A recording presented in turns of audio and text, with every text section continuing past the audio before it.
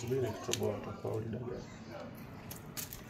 Kila siku subiri kutoboa mpaka leo nitoboa. Wallahi nakwambia. Yaani siku nitotoboa ndio itakuwa siku ya mwisho kula dagaa. Nafikiri mimi napenda kula dagaa kama hivi. Unajua nakuonea huruma atakuchambua, fanani atakuchambua dagaa. Mchana niko na jioni niko na sio kutosha. Tuchambue haraka kama jirani asije akatukuta hapa kaanza kumwangalia yao. Mume wake anavaa cheni kali, anavaa vipuli. Mke wake anakula dagaa, kumbe hawajui siri za kambi. Lakini tunapika na ubwabwa na sio ugali. Ndio tunapika na ubwabwa lakini wenzako wanaita misumari ya dhati.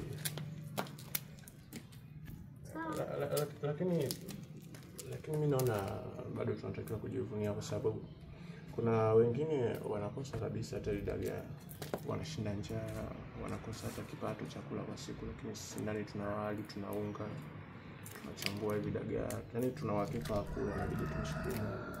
Hata mimi nazungumzia uzuri wako ufanani na kula dagaa. Nashukuru kama unaweza kuleta mbora. Kwa hiyo